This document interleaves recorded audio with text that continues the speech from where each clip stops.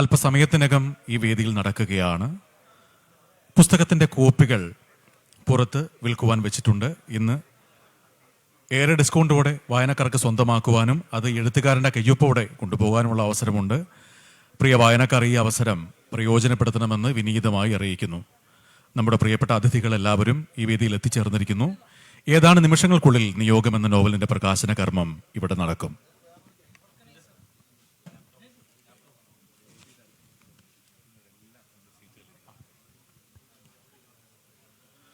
ദയവായി നിൽക്കുന്നവർ ക്രമീകരിച്ചിരിക്കുന്ന സീറ്റുകളിൽ ഇരിക്കണമെന്ന് വിനീതമായി അറിയിക്കട്ടെ. വേദിയുടെ വശങ്ങളിൽ നിൽക്കുന്നവരും ക്രമീകരിച്ചിരിക്കുന്ന ഇരിപ്പിടങ്ങളിൽ ഇരിക്കണമെന്ന് വിനീതമായി അറിയിക്കുന്നു.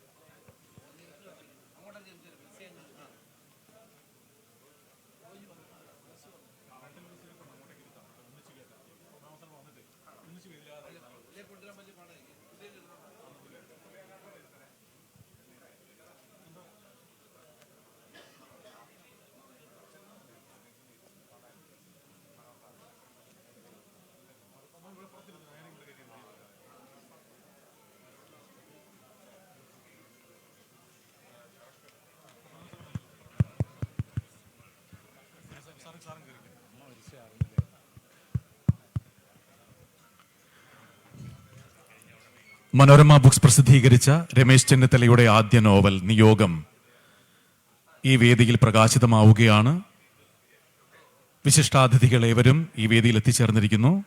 ഏവരെയും സ്നേഹാദരപൂർവ്വം വേദിയിലേക്ക് സ്വാഗതം ചെയ്യുന്നു.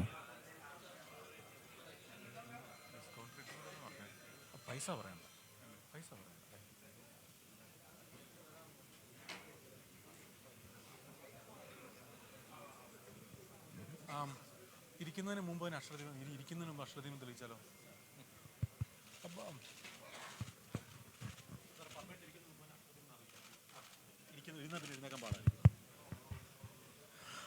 അക്ഷരദീപം തെളിയിച്ചുകൊണ്ട് ഈ ചടങ്ങ് ആരംഭിക്കുകയാണ്. ഏവരെയും അക്ഷരദീപ കർമ്മത്തിലേക്ക് സ്വാഗതം ചെയ്യുന്നു.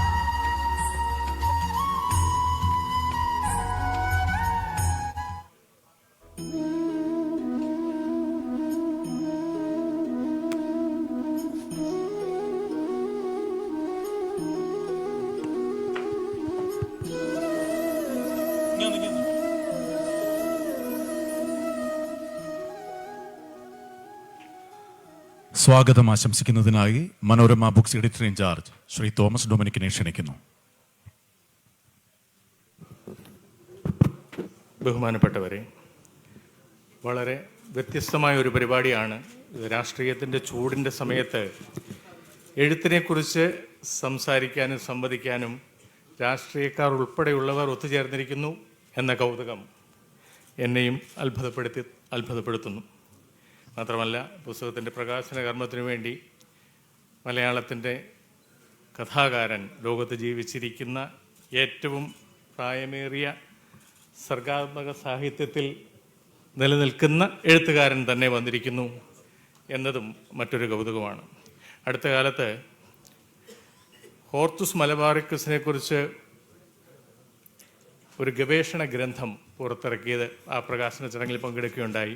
അതിന് പിന്നിലും ഒരു രാഷ്ട്രീയ നേതാവായിരുന്നു, ഡോക്ടർ ചാൾസ് ഡയസ് ആയിരുന്നു ആ ഗവേഷണത്തിൽ. അപ്പം ഞാൻ വിചാരിക്കുന്നത്, രാഷ്ട്രീയത്തിൽ നമ്മൾ മറ്റ് പല മേഖലകളിലും കാണുന്നത് പോലുള്ള ഒരു മാറ്റം രാഷ്ട്രീയത്തിൽ സംഭവിക്കുന്നു. വ്യത്യസ്തമായി രാഷ്ട്രീയ ലോകവും ചിന്തിച്ചു തുടങ്ങുന്നു. എഴുത്തിലേക്ക് മാറുക എന്നത് സാംസ്കാരികമായി ചിന്തിക്കുക എന്നുകൂടിയാണല്ലോ. മനോരമ നടത്തിയ ഹോർത്തുസ് സാഹിത്യ കലാ സാംസ്കാരികോത്സവത്തിൽ വെച്ചാണ് ബഹുമാന്യനായ ശ്രീ രമേശ് ചെന്നിത്തല ഈ പുസ്തകത്തെക്കുറിച്ച് പറഞ്ഞതും നമുക്ക് അതൊരു പുസ്തകമാക്കി ഇറക്കാം എന്ന് ഞങ്ങൾ അദ്ദേഹത്തോട് പറഞ്ഞതും. അപ്പോൾ അത് യാഥാർത്ഥ്യമാകുകയാണ്. തിരഞ്ഞെടുപ്പിന് മുമ്പ് തന്നെ യാഥാർത്ഥ്യമാകുന്നു. എഴുത്തിൻ്റെ രാഷ്ട്രീയക്കാരനായ രമേശ് ചെന്നിത്തലയെ നമുക്കറിയാം, എഴുത്തുകാരനായ രമേശ് ചെന്നിത്തലയെ നമുക്കറിഞ്ഞുകൂടാ. വായനക്കാരനായ രമേശ് ചെന്നിത്തലയെ അറിയാം. അദ്ദേഹത്തിൻ്റെ സാഹിത്യത്തിലുള്ള താല്പര്യവും എഴുത്തിലുള്ള താല്പര്യവും എത്രയാണ് എന്ന് നമുക്ക് അത്ര കണ്ടറിയുമായിരുന്നില്ല. പുസ്തകങ്ങൾ അദ്ദേഹം എഴുതിയിട്ടുണ്ടല്ലോ, ആദ്യമായിട്ടാണ് നോവൽ എഴുതുന്നത്. വളരെ കൗതുകകരമായ ഒന്നോ രണ്ടോ പരാമർശങ്ങൾ മാത്രം പബ്ലിഷർ എന്ന നിലയിൽ നോവലിനെ കുറിച്ച് നടത്തിയിട്ട് സ്വാഗതം ചെയ്തുകൊണ്ട് ഞാൻ എൻ്റെ ഈ ആമുഖ ഭാഷണം അവസാനിപ്പിച്ചു കൊള്ളാം. അത് വളരെ ശക്തരായ കഥാപാത്രങ്ങളാൽ, പ്രത്യേകിച്ച് ശക്തരായ സ്ത്രീ കഥാപാത്രങ്ങളെ കൊണ്ട് ശ്രദ്ധേയമായ ഒരു നോവലാണിത്. അമേരിക്കയും രണ്ട് സംസ്കാരങ്ങളെ തമ്മിൽ ബന്ധിപ്പിക്കുന്ന ഒരു സാഹിത്യകൃതിയാണ്. അമേരിക്കയിലെ ഷിക്കാഗോയിൽ തുടങ്ങി പാലക്കാട് ഒറ്റപ്പാലത്ത് വന്നെത്തി നിൽക്കുന്ന ഒരു സംസ്കാരങ്ങളുടെ സമന്വയത്തെക്കുറിച്ച് പറയുന്ന നോവലാണ്. അതിൽ ഈ സ്ത്രീ കഥാപാത്രങ്ങളെക്കുറിച്ച് പറയുകയാണെങ്കിൽ, ഷാർലറ്റ് എന്ന ഷിക്കാഗോക്കാരി അതിശക്തിയായ ഒരു കഥാപാത്രമാണ്. ഒരു പക്ഷേ നമ്മൾ കണ്ടിട്ടുള്ളതിനേക്കാൾ വലിയ മൂല്യങ്ങൾ ഉയർത്തിപ്പിടിക്കുന്ന അമേരിക്കൻ സംസ്കാരത്തിൽ വളർന്ന ഒരു മദാമ. ഏഞ്ചൽ എന്ന ഗൗരി എന്ന് പറയുന്ന അതിശക്തമായ മറ്റൊരു സ്ത്രീ കഥാപാത്രമുണ്ട്. രുക്കു മുത്തശ്ശി എന്ന് പറയുന്നത് നമ്മൾ കണ്ടിട്ടുള്ള അതിശക്തരായ മുത്തശ്ശിമാർ, കുടുംബത്തെ കൊണ്ടു നടക്കുന്ന മുത്തശ്ശിമാരെ പ്രതിനിധീകരിക്കുന്ന ഒരു കഥാപാത്രം.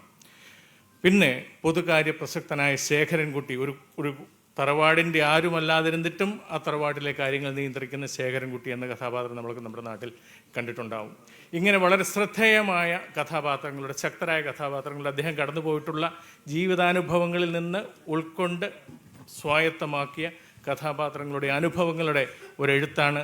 തീർച്ചയായും ഈ രംഗത്ത് അദ്ദേഹത്തിന് ഇനിയും മുന്നോട്ട് പോകാൻ കഴിയും. രാഷ്ട്രീയത്തിൻ്റെ കൊടുമുടി ഏറി നിൽക്കുന്ന ശ്രീ രമേശ് ചെന്നിത്തലയ്ക്ക് എഴുത്തിൻ്റെ കൊടുമുടി കൂടി ഏറാനുള്ള ഒരു സാധ്യതയും സാവകാശവും ഇനിയുണ്ട്. അത് അദ്ദേഹത്തിന് ഉപയോഗപ്പെടുത്താൻ കഴിയട്ടെ എന്ന് ആശംസിച്ചുകൊണ്ട് ഞാൻ ആദ്യം തന്നെ പപ്പേട്ടനെ സ്വാഗതം ചെയ്യുന്നു. പപ്പേട്ടനെ പോലെ ഒരാൾ കണ്ണൂരിൽ നിന്ന് ഇവിടെ എത്തുകയും ഈ പുസ്തകത്തിൻ്റെ പ്രകാശനത്തിൽ പങ്കെടുക്കുകയും ചെയ്യുന്നു എന്ന് പറയുന്നത് നമ്മുടെയൊക്കെ സൗഭാഗ്യം. അദ്ദേഹത്തെ സ്നേഹപൂർവ്വം നിങ്ങളുടെ എല്ലാവരുടെയും പേരിൽ സ്വാഗതം ചെയ്യുന്നു. അധ്യക്ഷനായി എത്തിയിരിക്കുന്നത് ഓണക്കൂർ സാറാണ്. അധ്യാപനത്തിലും എഴുത്തിലും ഒരുപോലെ പ്രതിഭ തെളിയിച്ച മഹാപ്രതിഭാധനന്മാരുടെ ഇടയിൽ പ്രത്യേക സ്ഥാനമുള്ള ഓണക്കൂർ സാറിനെ സ്നേഹപൂർവ്വം ഈ വേദിയിലേക്ക് സ്വാഗതം. പുസ്തക പരിചയം നടത്തുന്നത് മലയാളത്തിലെ എണ്ണം പറഞ്ഞ നിരൂപകനായ ഡോക്ടർ പി കെ രാജശേഖരനാണ്. നിരൂപകൻ്റെ സ്ഥാനം എഴുത്തുകാരനേക്കാൾ ഒരു പടി മേലെയാണെന്ന് ആത്മവിശ്വാസത്തോടെയും തൻ്റെ ഇടത്തോടെയും പറയുന്ന നിരൂപകനാണ്. രാജശേഖരനെ, പ്രിയ സുഹൃത്തിനെ സ്വാഗതം ചെയ്യുന്നു.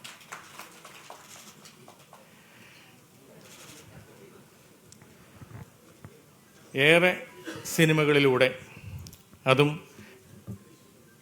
നിഷ്കാമമായി സിനിമ എടുത്തുകൊണ്ട് എന്ന് വേണമെങ്കിൽ പറയാവുന്നതുപോലെ മലയാളത്തെ കേരളത്തിലെ സിനിമാ ലോകത്തെ പുഷ്ടിപ്പെടുത്തുന്ന ശ്രീ ബ്ലസ്സി, അദ്ദേഹത്തിൻ്റെ ഒരു പുസ്തകം ജീവിതം ആടുജീവിതം എന്ന പുസ്തകം മനോരമ ബുക്സ് തന്നെയാണ് പ്രസിദ്ധീകരിച്ചത്. നന്നായി വിറ്റഴിഞ്ഞു പോകുന്ന പുസ്തകം. അദ്ദേഹത്തിനെയും സ്നേഹപൂർവ്വം ഞാൻ സ്വാഗതം ചെയ്യുന്നു. എഴുത്തുകാരനെ സ്വാഗതം ചെയ്യുന്നത് അമിതമാകും എന്നെനിക്കറിയാം.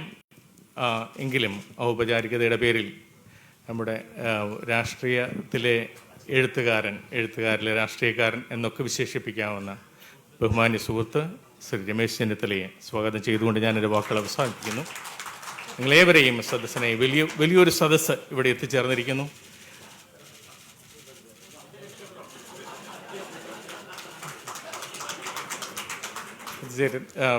എല്ലാവരെയും ഇവിടെ ഈ ചടങ്ങ് ഭംഗിയാക്കാൻ എത്തിച്ചേർന്നിരിക്കുന്ന നിങ്ങളേവരെയും ഒരിക്കൽ കൂടി സ്വാഗതം ചെയ്തുകൊണ്ട് വാക്കുകൾ അവസാനിപ്പിക്കുന്നു. നന്ദി സാർ. അധ്യക്ഷ പ്രഭാഷണത്തിനായി ഡോക്ടർ ജോർജ് ഓണക്കൂർ സാറിനെ സ്നേഹപൂർവ്വം ക്ഷണിക്കുന്നു.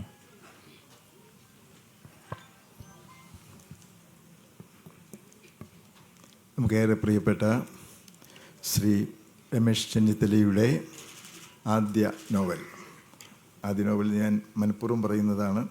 തുടർന്ന് ഇനിയും അദ്ദേഹം എഴുതട്ടെ എന്ന് ആശംസിച്ചുകൊണ്ടാണ് അങ്ങനെ സംബോധന ചെയ്യുന്നത്. നിയോഗം എന്ന ഈ നോവൽ പ്രകാശനം ചെയ്യുന്നതിന് സന്നിഹിതനായിരിക്കുന്ന നമ്മളെല്ലാം പപ്പേട്ടൻ എന്ന് ആദരപൂർവ്വം സംബോധന ചെയ്യുന്ന മലയാളത്തിൻ്റെ അത്യുന്നത കഥാകാരൻ ശ്രീ ടി പത്മനാഭൻ അവറുകൾ, ഈ പുസ്തകം ഏറ്റുവാങ്ങുന്ന പ്രിയങ്കരനായ ചലച്ചിത്രകാരൻ ബ്ലസ്സി, സ്വാഗതം ആശംസിച്ച മനോരമ ബുക്സിൻ്റെ പ്രിയപ്പെട്ട തോമസ് ഡൊമിനിക്, ഏറെ പ്രിയങ്കരനായ ശ്രീ പി കെ രാജശേഖരൻ,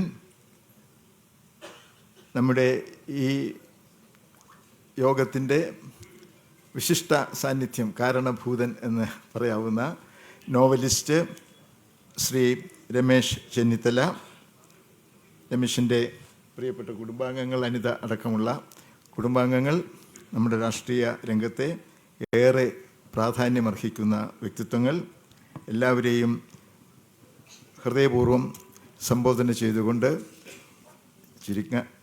10 മിനിറ്റിന് അകത്ത് ഒതുങ്ങി നിന്ന് ഞാൻ സംസാരിക്കണം. അതുകൊണ്ട് എല്ലാവരുടെയും പേര് പറയാൻ കഴിയാത്തതിൽ എന്നോട് പൊറുക്കണം എന്ന ഹൃദയപൂർവ്വമായൊരു അപേക്ഷയുണ്ട്. ഈ നോവൽ, നിയോഗം എന്ന ഈ നോവൽ മനോരമ ബുക്സാണ് പ്രസാധനം ചെയ്തിരിക്കുന്നത്. കുറച്ച് വലിയ നോവൽ ആണ്. ആകാരത്തിലും അതിൻ്റെ ഉള്ളടക്കത്തിലും അങ്ങനെ തന്നെയാണ് വലിപ്പം പുലർത്തുന്ന ഒരു വിശിഷ്ട കൃതി എന്ന് ഞാൻ ആദ്യമായിട്ട് പറയാൻ ആഗ്രഹിക്കുകയാണ്. ഒരു കാലത്തിൻ്റെ പുറകോട്ട് 20 വർഷം പിറകോട്ടാണ് ഈ നോവൽ ആരംഭിക്കുമ്പോൾ അതിൽ നായികയായ ഗൗരി എന്ന് വിളിക്കുന്ന ഏഞ്ചൽ സഞ്ചരിക്കുന്നത്. ആ കുട്ടി അമേരിക്കയിലെ ഡൊമിനിക്ക് സൂചിപ്പിച്ചതുപോലെ ഷിക്കാഗോ എന്ന നഗരത്തിൽ പിറന്നവളാണ്.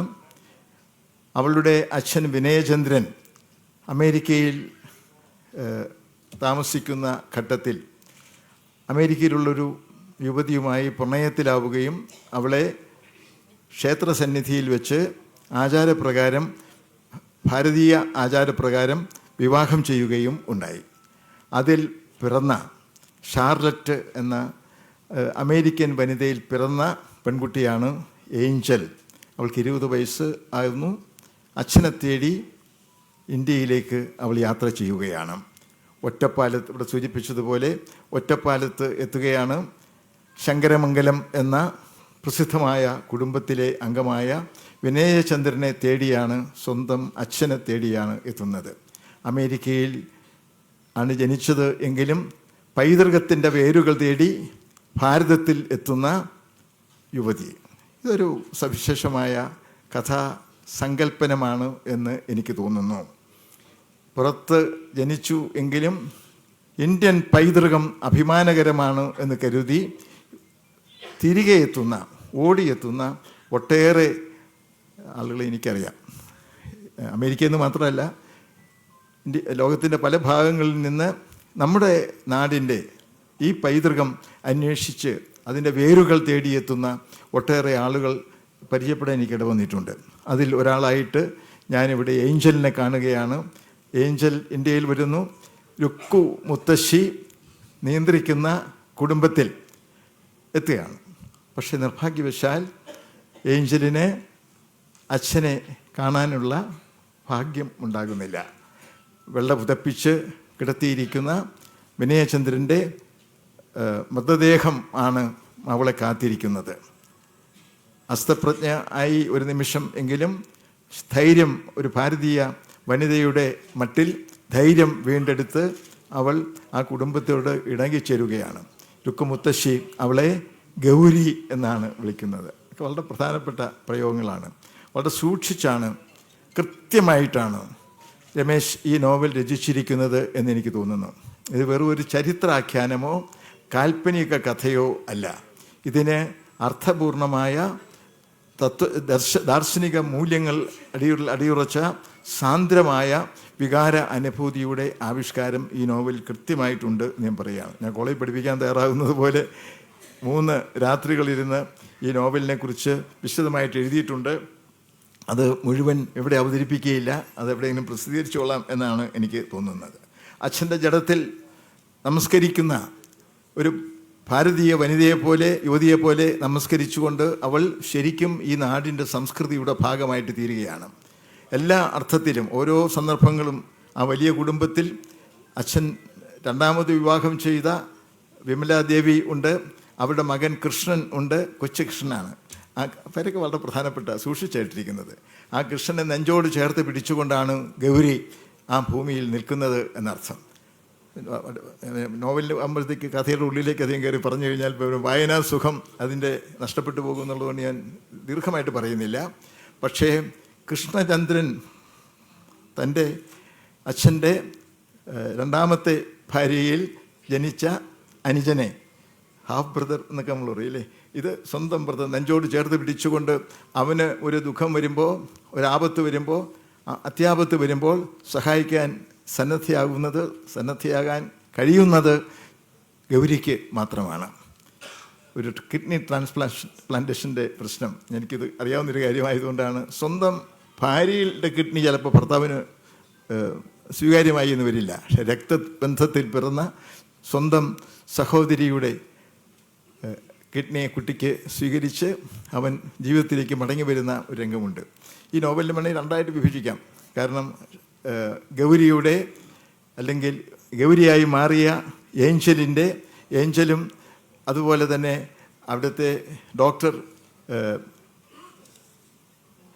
എന്താണ് എല്ലാ പേര് ആയിട്ടുള്ള പിന്നെ ജീവിത ബന്ധത്തിൻ്റെ അടിസ്ഥാനപരമായ ഹൃദയബന്ധത്തിൻ്റെ പ്രേമാർദ്രമായ ജീവിതത്തിൻ്റെ ഒരു മനോഹാരിത ഉൾക്കൊള്ളുന്ന ഒരു ഘട്ടം, 1ാം ഭാഗം വേണമെങ്കിൽ നമുക്കങ്ങനെ തിരിച്ച് പറയാം. 176 പേജ് കഴിയുമ്പോൾ, അത് കഴിയുമ്പോൾ 2ാമത്തെ ഘട്ടത്തിലേക്ക് വരുമ്പോഴാണ് ഷാർലറ്റ് തന്നെ ഇന്ത്യയിലേക്ക് എത്തുന്നത്. തൻ്റെ ഭർത്താവ് മരിച്ചു എന്ന് അറിയാതെ തൻ്റെ മകൾക്ക് എന്ത് സംഭവിച്ചു എന്ന് അന്വേഷിച്ച് ഷിക്കാഗോയിൽ നിന്ന് അമ്മ തന്നെ എത്തുന്നുണ്ട്. ഇതിലെന്നെ ഏറ്റവും സന്തോഷിപ്പിച്ചൊരു കാര്യം എന്ന് പറയുന്നത്, അതുകൂടെ പറഞ്ഞ് നിർത്താം, ഏറ്റവും പ്രധാനപ്പെട്ട കാര്യം, ഈ വിനയചന്ദ്രൻ തൻ്റെ ഭാര്യയ്ക്ക്, അമേരിക്കക്കാരിയായ ഭാര്യയ്ക്ക് കൊടുക്കുന്ന സമ്മാനം എന്ന് പറയുന്നത് സ്വാമി വിവേകാനന്ദൻ്റെ പ്രഭാഷണങ്ങളുടെ സംഗ്രഹമാണ്.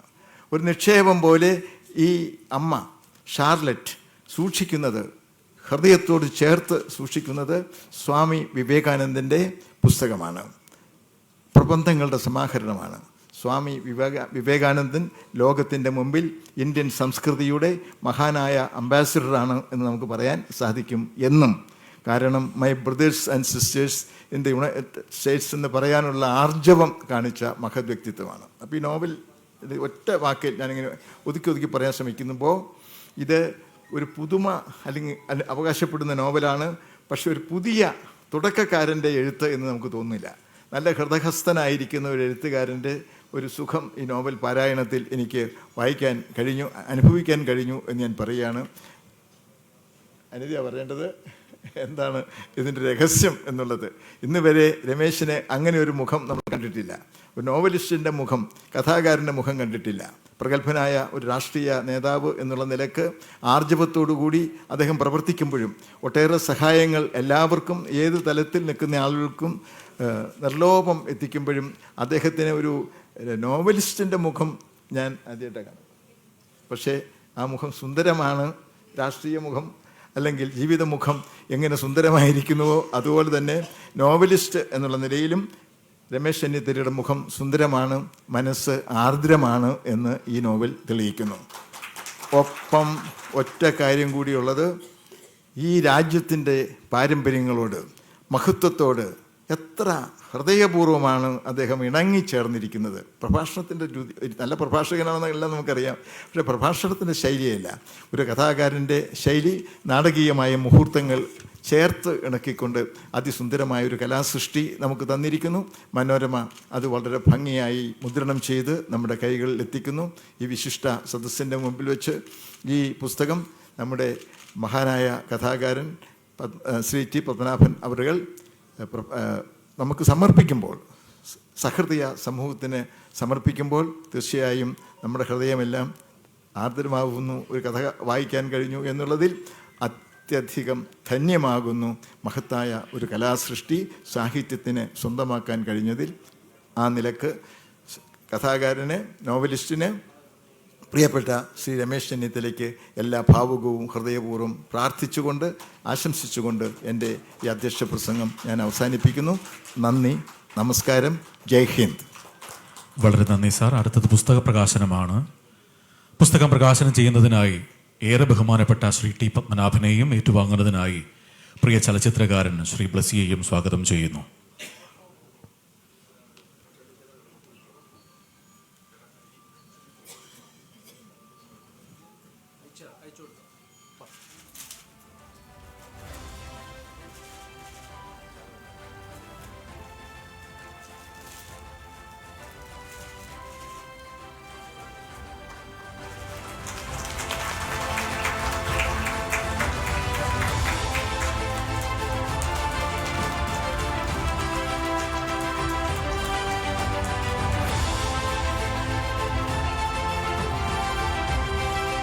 ആശംസാ പ്രഭാഷണത്തിനായി പത്മനാഭൻ സാറിനെ ക്ഷണിക്കട്ടെ.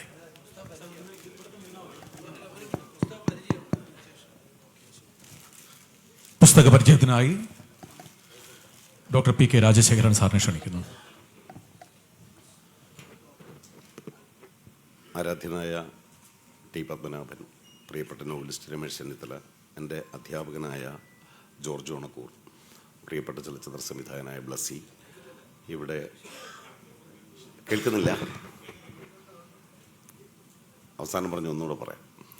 പ്രിയപ്പെട്ട ചലച്ചിത്ര സംവിധായകനായ ബ്ലസി, ഇവിടെ സന്നിഹിതരായിരിക്കുന്ന പ്രിയപ്പെട്ടവരെ, പൊതുവേ രാഷ്ട്രീയക്കാർ എന്തിനാണ് സാഹിത്യത്തിൽ ഇടപെടുന്നത് എന്നൊരു ചോദ്യം രഹസ്യമായെങ്കിലും മലയാളികൾ ചോദിക്കുന്നുണ്ട്. പൊതുവേ കോൺഗ്രസ്സുകാർക്ക് സാഹിത്യമൊന്നുമില്ല എന്ന് ഒരു അർബൻ ഫോക്ലോർ മലയാളത്തിൽ നിലവിലുണ്ട് താൻ. എന്നാൽ അങ്ങനെയല്ല. നമ്മുടെ രാഷ്ട്രീയ നേതാക്കൾ പണ്ടും നോവൽ എഴുതിയിട്ടുണ്ട്. നമ്മുടെ പഴയ പ്രധാനമന്ത്രി നരസിംഹറാവു തന്നെ ഇൻസൈഡർ എന്ന് പറഞ്ഞൊരു നോവൽ എഴുതിയിട്ടുണ്ട്. അത് മലയാളത്തിൽ വിവർത്തനവും വന്നിട്ടുണ്ട്. കെ പി കേശവമേനോൻ ചെറുകഥകൾ എഴുതിയിരുന്നു. ടി കെ രാമകൃഷ്ണൻ കല്ലിലെ തീപ്പൊരികൾ എന്നൊരു നോവൽ എഴുതിയിട്ടുണ്ട്. ഇത് മാത്രമല്ല, പഴയ അമേരിക്കൻ പ്രസിഡന്റ് ബിൽ ക്ലിൻ്റൺ ഇപ്പോൾ ഒരേ നോവൽ എഴുത്ത 2 നോവൽ എഴുതി കഴിഞ്ഞു. ജെയിംസ് പാറ്റേഴ്സൺ എന്ന് പറഞ്ഞ വലിയ ക്രൈം റൈറ്ററുമായി ചേർന്ന് ത്രില്ലറുകൾ അദ്ദേഹം എഴുതുന്നത്. അദ്ദേഹത്തിൻ്റെ ഭാര്യ ഹിലരി ക്ലിൻ്റൺ ഒരു ഒന്നാന്തരം ക്രൈം ത്രില്ലർ എഴുതിയിട്ടുണ്ട്, സ്റ്റേറ്റ് ഓഫ് ദ ടെറർ എന്ന പേരിൽ. ഇങ്ങനെ രാഷ്ട്രീയക്കാരെല്ലാം നോവൽ എഴുതുകയും സാഹിത്യകാരുടെ പണി കളയുകയും ചെയ്യും എന്ന് പറയുന്ന ഒരു സാഹചര്യം ഉണ്ടായിരിക്കുന്ന സന്ദർഭത്തിലാണ് രമേശ് ചെന്നിത്തലയുടെ നിയോഗം എന്ന നോവൽ പുറത്തു വരുന്നത്. ഈ നോവലിലെ കഥാംശം ഞാനിനി പറയുകയില്ല, കാരണം ഓണക്കൂർ സാർ അത് പറഞ്ഞു കഴിഞ്ഞു. ഈ പുസ്തകത്തിന് ആമുഖമായിട്ട് നോവലിസ്റ്റ് പറയുന്നത് ഞാനൊരു കഥ പറയുന്നു എന്നാണ്. ഈ കഥയിൽ ഞാൻ കണ്ട ജീവിത സമസ്യകളുണ്ട്, മനുഷ്യരുടെ പ്രശ്നങ്ങൾ ലോകത്തെവിടെയും ഒന്നു തന്നെയാണ് എന്ന ദർശനവുമുണ്ട് എന്ന് അദ്ദേഹം പറയും. ഇതാണ് ഈ നോവലിൻ്റെ സാരാംശം. മനുഷ്യാവസ്ഥയുടെ പ്രശ്നങ്ങൾ, അത് ഏത് ഭാഷയായാലും വർണ്ണവും വർഗവും ഏതായാലും വ്യത്യസ്ത രാജ്യങ്ങളായാലും സമാനമായാണ് മനുഷ്യൻ്റെ അടിസ്ഥാന പ്രശ്നങ്ങൾ നിലനിൽക്കുന്നത്. ആ സന്ദേശം, ആ ആശയം അവതരിപ്പിക്കുന്നതിന് വേണ്ടിയാണ് ഷിക്കാഗോയിൽ നിന്ന് പിതാവിനെ തേടിയെത്തുന്ന, വേരുകൾ തേടിയെത്തുന്ന ഒരു പെൺകുട്ടിയുടെ കഥയിലൂടെ നോവലിസ്റ്റ് നമ്മെ വായനക്കാരെ മുന്നോട്ട് കൊണ്ടുപോകുന്നത്. കഥ ഉണ്ടായാൽ മാത്രം പോരാ, കഥ എല്ലാവരുടെ ഉള്ളിലുമുണ്ട്. എല്ലാവരും ഓരോ കഥകൾ ദിവസേന പറയുന്നുണ്ട്. ഒരു പക്ഷേ നമ്മുടെ എല്ലാം ജീവിതം ഓരോ കഥ പറച്ചിലുകളാണ്. കഥ അത് നോവലായി തീരുമ്പോൾ അതിനകത്ത് നറേറ്റീവ് എന്ന് പറഞ്ഞ ഒരെണ്ണം വേണം. എല്ലാവരുടെയും മനസ്സിലുള്ള കഥ, ആ കഥ ഒരു നോവലായി തീരുന്നത് അതിനകത്ത് ആഖ്യാനം എന്ന് പറയുന്ന, ആഖ്യാനകം എന്ന പേരുള്ള നറേറ്റീവ് ഉണ്ടാകുമ്പോഴാണ്. ഇപ്പോൾ എല്ലാവരും പൊതുവെ പരിചയമുള്ളൊരു വാക്ക് പൊളിറ്റിക്കൽ നറേറ്റീവ് എന്നൊക്കെ ആളുകൾ പറയാറുണ്ട്.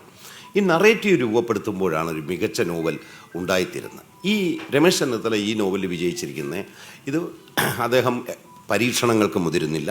അദ്ദേഹം വായിച്ചു വന്ന പരിചയിച്ചു വന്ന കഥ പറച്ചിൽ രീതി പിന്തുടർന്നുകൊണ്ട് മനോഹരമായൊരു നറേറ്റീവ് ഉണ്ടാക്കിയെടുക്കുന്നു.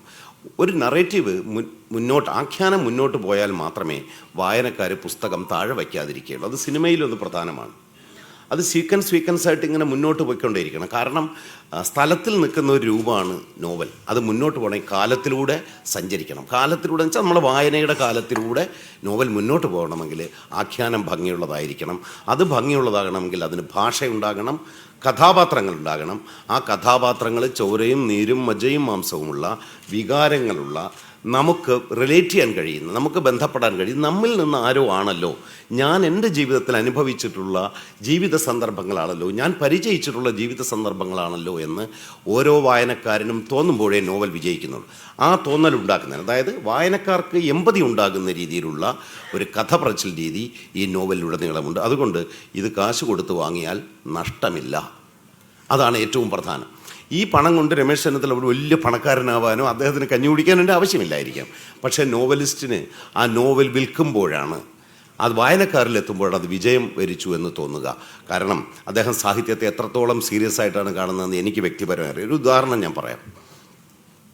എസ് ഹരീഷ് എന്ന് പറഞ്ഞ മലയാളത്തിൽ ഇന്നത്തെ ഏറ്റവും ശ്രദ്ധിക്കപ്പെടുന്ന എഴുത്തുകാരൻ്റെ മീശ എന്ന നോവൽ മാതൃഭൂമി ആഴ്ചപ്പതിപ്പിൽ പ്രസിദ്ധീകരിച്ചു വന്നതും അതിനെ തുടർന്ന് അതിൽ ചില കാര്യങ്ങളിൽ വിവാദമുണ്ടായി. ആ നോവൽ വായിക്കാത്ത ആളുകളെല്ലാവരും കൂടെ റോഡിലിറങ്ങി സമരം ചെയ്ത് ഞാൻ ആ സമരത്തിൽ പങ്കെടുക്കാൻ പോയതാണ്. സമരത്തിൻ്റെ ഇടയിൽ കയറി എന്തിനാണ് ഈ സമരം എന്ന് ചോദിച്ചു പറഞ്ഞു. മാതൃഭൂമി പത്രത്തിൽ ഒരു ലേഖനം വന്നിട്ടുണ്ട്, ആ ലേഖനത്തിൽ വലിയ കുഴപ്പമുണ്ടെന്ന് പറഞ്ഞു. ഈ സമരം നടത്തുന്ന ആളുകളാണ്. ആ വിവാദം ഉണ്ടായി. ഹരീഷിന് ജീവാപായം നേരിടുന്നുള്ള സ്ഥിതി ഉണ്ടായി. ആക്രമണമാവാം, ജീവിക്കാൻ പറ്റാത്ത സമയത്ത് ഹരീഷിനെ പലരും വിളിച്ചില്ല, പ്രത്യേകിച്ച് രാഷ്ട്രീയ രംഗത്തുള്ളവർ. കാരണം ഇതിൽ കൈവച്ച് കഴിഞ്ഞാൽ പൊള്ളുന്ന എല്ലാവർക്കും അറിയാം. പക്ഷേ രമേശ് ചെന്നിത്തല വിളിച്ചു.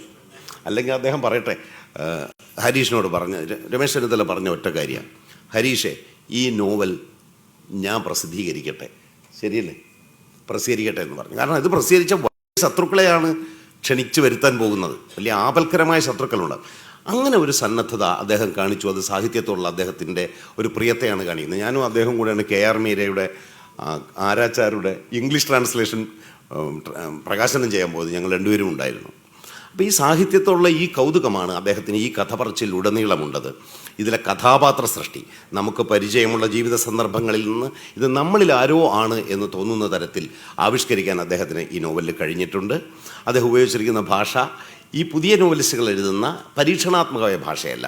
ഇവിടെ ഇരിക്കുന്ന മുതിർന്ന തലമുറ പരിചയിച്ചു വന്ന ഹൃദ്യമായൊരു ഭാഷയാണ്. ആ ഭാഷ നേരത്തെ ഓണക്കൂർ സാറ് പറഞ്ഞ പോലെ പ്രഭാഷണത്വമുള്ള രാഷ്ട്രീയക്കാരുടെയോ അധ്യാപകരുടെയൊക്കെ റെട്ടറിക്കൽ ഭാഷയല്ല, മറിച്ച് കഥ പറച്ചിലിൻ്റെ ഭാഷയാണ്. ആ കഥ പറച്ചിലിലൂടെ ആളുകളെ വശീകരിക്കാൻ അദ്ദേഹത്തിന് കഴിയുന്നു എന്നുള്ളതാണ് ഈ പുസ്തകത്തിൻ്റെ പ്രത്യേകത. ഇതിലെ നിയോഗം എന്ന് പറയുന്നത് ആ പെൺകുട്ടി ഇന്ത്യയിലേക്ക് മടങ്ങി വരികയും ഇന്ത്യൻ വേരുകളുടെ ഭാഗമായി തീരുകയും ചെയ്യുന്നത് മാത്രമല്ല, നോവലിസ്റ്റ് തന്നെ ഇത്രയും കാലം തൻ്റെ ഉള്ളിൽ കിടന്ന സാഹിത്യ അവബോധത്തെ, അല്ലെങ്കിൽ കഥ പറയാനുള്ള വാസനയെ, എല്ലാവരുടെ ഉള്ളിലും കഥ പറയാനുള്ള വാസനയുണ്ട്. പക്ഷേ കാലം കുറച്ച് കഴിയുമ്പോൾ ആ വാസനയെ നമ്മൾ തന്നെ കുഴിച്ചു മൂടുകയാണ് പതിവ്.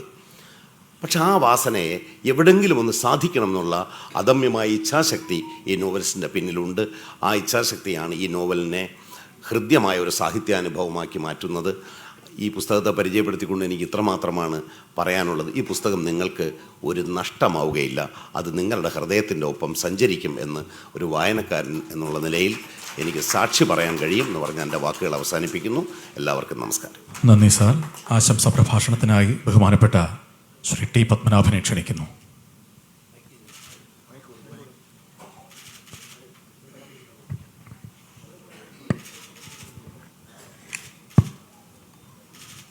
സുഹൃത്തുക്കളെ, ഈ പുസ്തകത്തെക്കുറിച്ചോ പുസ്തകത്തിൻ്റെ കർത്താവിനെ കുറിച്ചോ എന്തെങ്കിലും പറയുന്നതിന് മുമ്പായി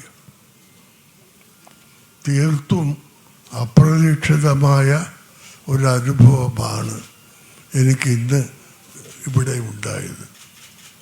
ഞാൻ ഈ പുസ്തകം ശ്രീമാൻ ബ്ലസ്സിക്ക് കൊടുത്തിട്ടാണ് പ്രകാശിപ്പിക്കുക എന്ന് വിചാരിച്ചിട്ടേ ഉണ്ടായിരുന്നില്ല. ബ്ലസ്സിയെക്കുറിച്ച് 2 വാക്ക് പറയുവാൻ, ബ്ലസ്സിയോടുള്ള എൻ്റെ നന്ദി രേഖപ്പെടുത്തുവാൻ ഞാൻ ഈ അവസരം ഉപയോഗിക്കുന്നു. സിനിമ എനിക്കിഷ്ടമാണ്, കാണും. കഴിഞ്ഞ കുറേ കൊല്ലമായി തിയേറ്ററിൽ പോയി സിനിമ അങ്ങനെ കാണില്ല.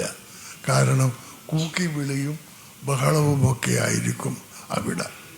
കാശ് കൊടുത്ത് കൂക്കി വിളിപ്പിക്കുന്നുണ്ട് എന്ന് കേൾക്കുന്നുണ്ട്, എനിക്കറിയില്ല. വീട്ടിൽ ഇരിക്കുകയാണ്, എന്നിട്ട് വീട്ടിൽ തന്നെ TV-യിൽ വരുന്നത് കാണാറുള്ളൂ. കാഴ്ച സിനിമ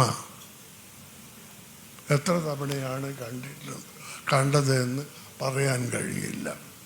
അതിലെ ഓരോ രംഗവും ഇപ്പോഴും എൻ്റെ ഹൃദയത്തിലുണ്ട്. കാഴ്ചയ്ക്ക് ശേഷം അദ്ദേഹം സംവിധാനം ചെയ്ത സിനിമകളും ഞാൻ കണ്ടിട്ടുണ്ട്. പക്ഷെ എനിക്ക് ഏറ്റവും ഇഷ്ടം കാഴ്ചയാണ്. അതിലെ ഓരോ രംഗം. രണ്ടാമതും സ്വന്തം നാട്ടിലേക്ക്, ഗുജറാത്തിലേക്ക് മടങ്ങിപ്പോകുന്ന ആ കൊച്ചു പയ്യൻ, അവനെ യാത്ര അയക്കുവാൻ ചുറ്റുപാടുമുള്ള ആൾക്കാർ മാത്രമല്ല വന്നിട്ടുള്ളത്. വഞ്ചി നീങ്ങുമ്പോൾ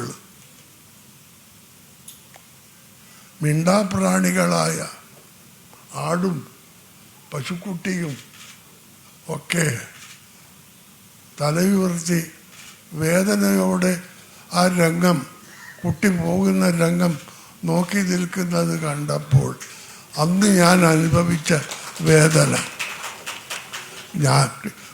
കാരണമുണ്ട്. ഞാനും ഒരു പാപം മനുഷ്യനാണ്, വളരെ പാപം മനുഷ്യൻ.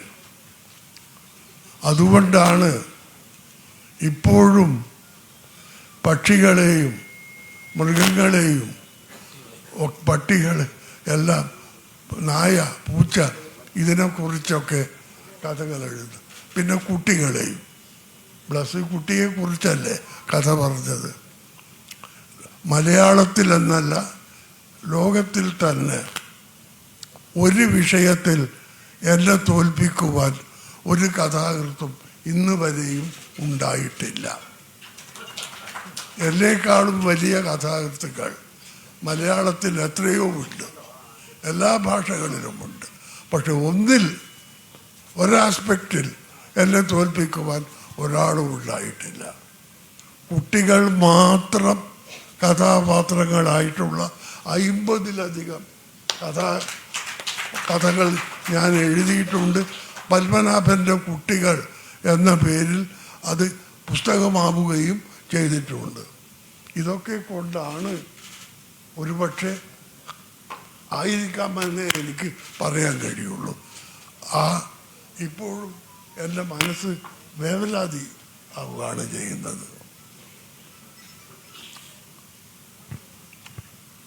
ഇത്രയും അദ്ദേഹം പറഞ്ഞിട്ടില്ലെങ്കിൽ ഞാൻ എന്നോട് ചെയ്യുന്ന ഒരു നന്ദികേടായിരിക്കും എന്നോട്. പിന്നെ ഇനി രമേശ് ചെന്നിത്തലയുടെ ഈ പുസ്തകത്തെക്കുറിച്ച് പറയാം. പുസ്തകത്തിൻ്റെ ഉള്ളടക്കത്തെക്കുറിച്ച് ഒന്നും പറയുന്നില്ല, അതൊക്കെ ഞാൻ പറഞ്ഞു കഴിഞ്ഞിട്ടുണ്ട്, ഞാൻ കേട്ട് കഴിഞ്ഞിട്ടുണ്ട്, നിങ്ങളെല്ലാവരും. നോവൽ ആരംഭിക്കുന്നത് ചിക്കാഗോവിലാണ്. ചിക്കാഗോവിൽ 3 മാസം ഞാനുണ്ടായിരുന്നു. ലോകത്തെവിടെ പോയാലും ഈ കതർ ഷർട്ടും ഈ കതർ മുട്ടുമാണ് എൻ്റെ വേഷം. ചിക്കാഗോവിലും അത് തന്നെയായിരുന്നു. കാൽസറായി ഒന്നും ഇടാൻ പോയിട്ടില്ല.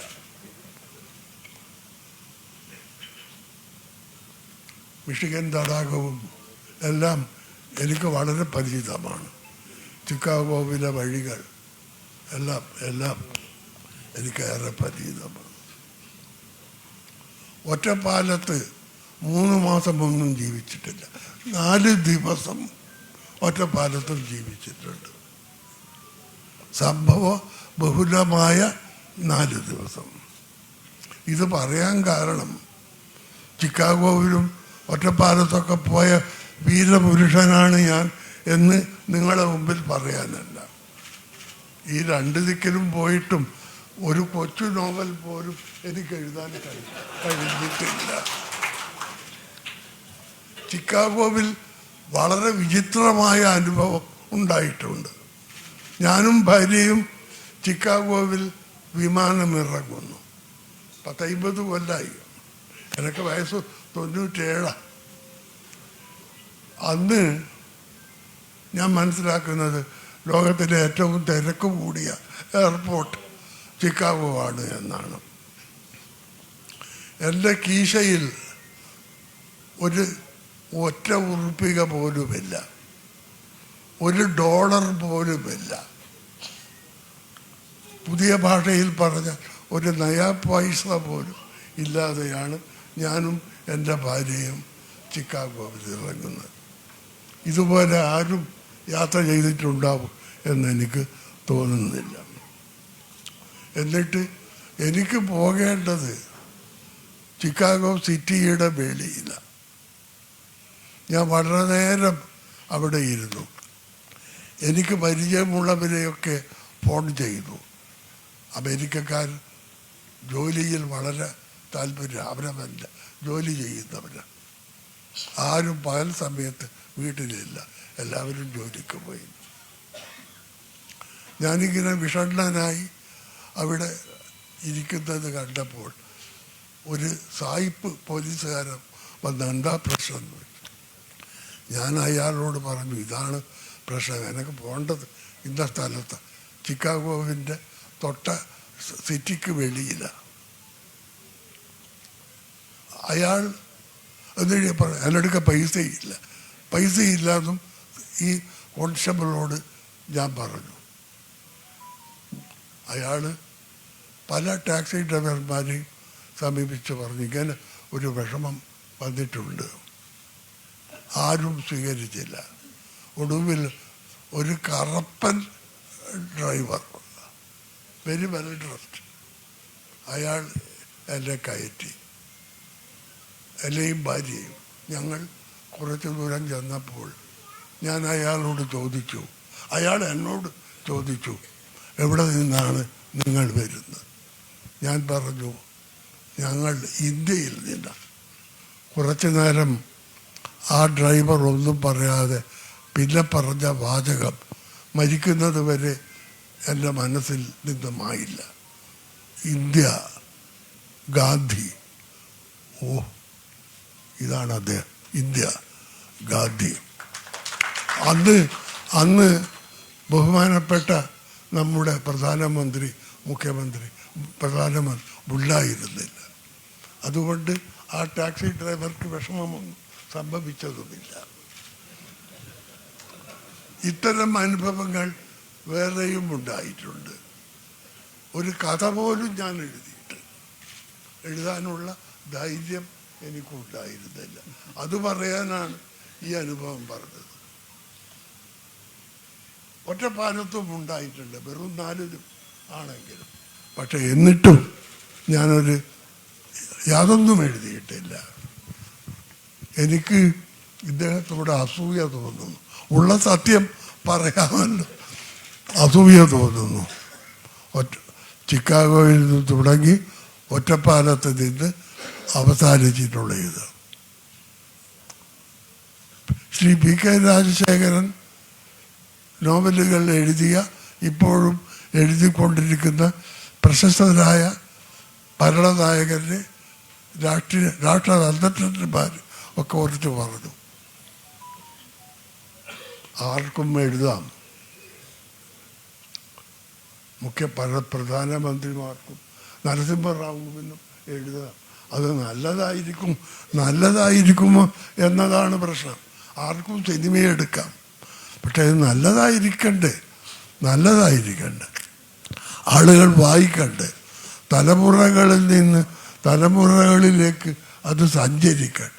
അതാണ് പ്രശ്നം. ഏതായാലും ഈ നോവൽ നിയോഗം അതിനുള്ള ഭാഗ്യം ഉണ്ടായിരിക്കട്ടെ എന്ന് പ്രാർത്ഥിച്ചുകൊണ്ട് എല്ലാവിധ സൗഭാഗ്യങ്ങളും ഇതിൻ്റെ കർത്താവിന്. ഞാൻ എല്ലാവിധ എന്നാണ് പറഞ്ഞത് കേട്ടോ. ഇന്ന് ഇന്ത്യയിൽ ജീവിച്ചിരിക്കുന്ന ഏറ്റവും പ്രായം ചെന്ന കോൺഗ്രസ്സുകാരനാണ് ഞാൻ എന്നെപ്പോഴും അഭിമാനിക്കുന്നത്. അങ്ങനെയുള്ള ആളാണ് പറയുന്നത് എല്ലാവിധ സൗഭാഗ്യങ്ങളും ആസന്ന ഭാവിയിൽ തന്നെ ഉണ്ടാവട്ടെ എന്ന് പ്രാർത്ഥിച്ചുകൊണ്ട് ഞാൻ അവസാനിപ്പിക്കുന്നു. എല്ലാവർക്കും നല്ലത് വരട്ടെ. ആശംസ പ്രഭാഷണത്തിനായി ശ്രീ ബ്ലസ്സിയെ ക്ഷണിക്കട്ടെ.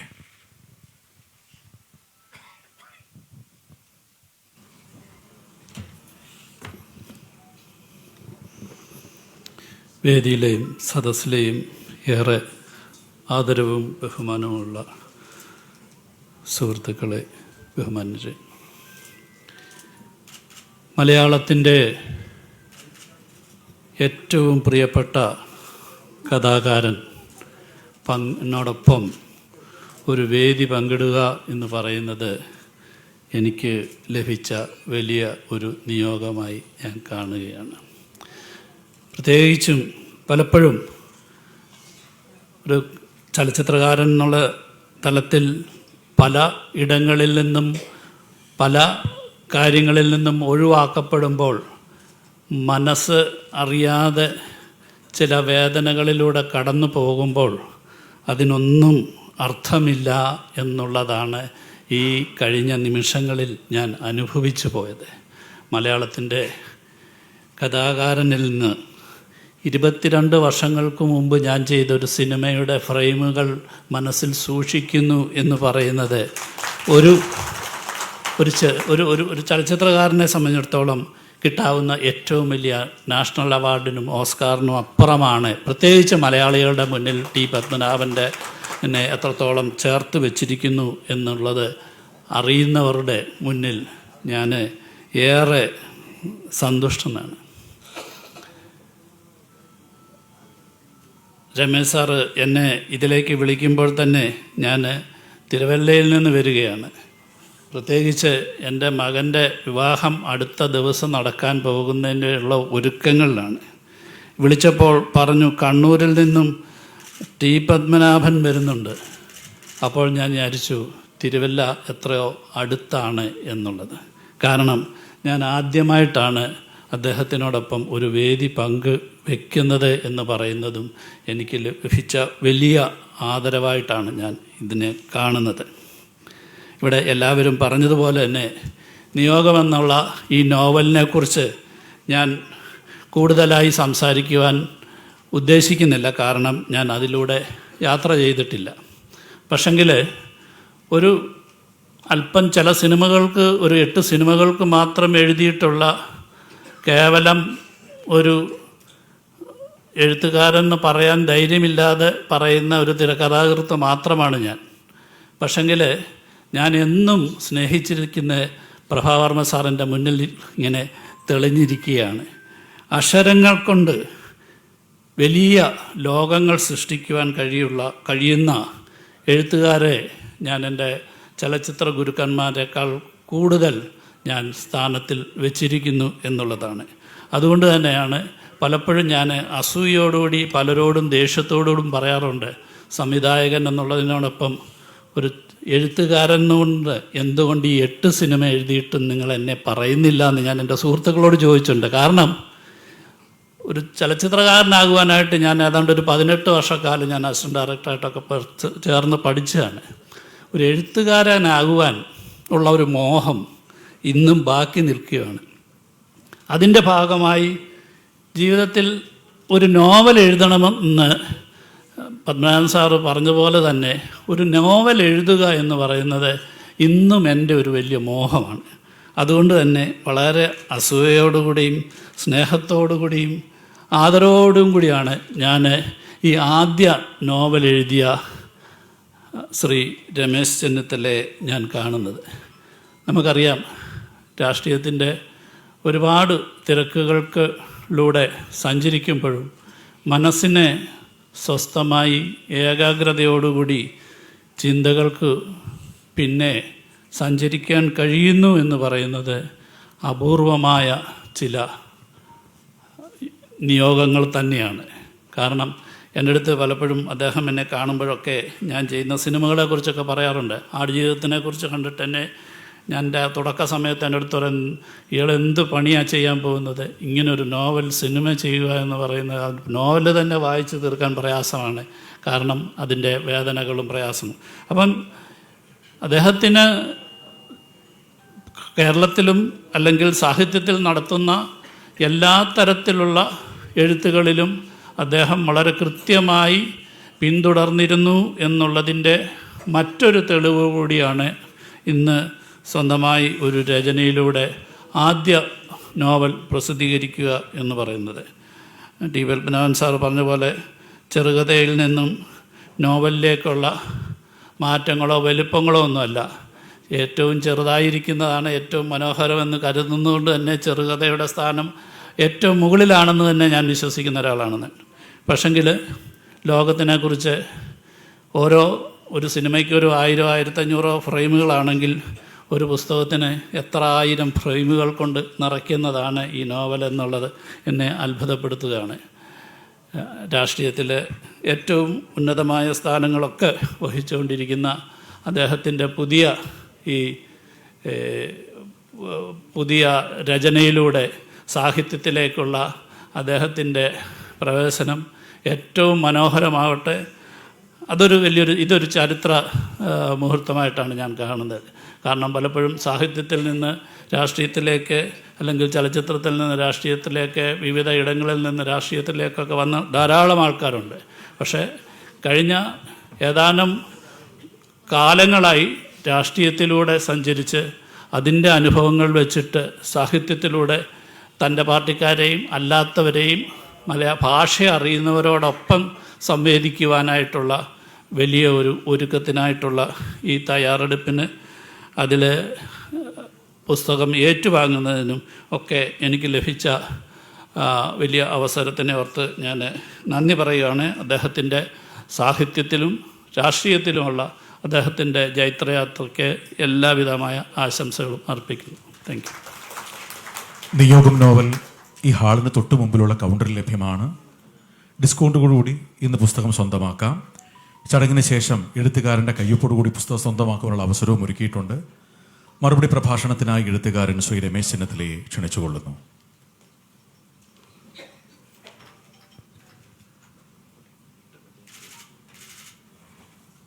പ്രിയപ്പെട്ട യോഗത്തിൻ്റെ അധ്യക്ഷൻ ശ്രീ ഓണക്കൂർ സാർ, സ്വാഗതം ആശംസിച്ച മനോരമ ബുക്സിൻ്റെ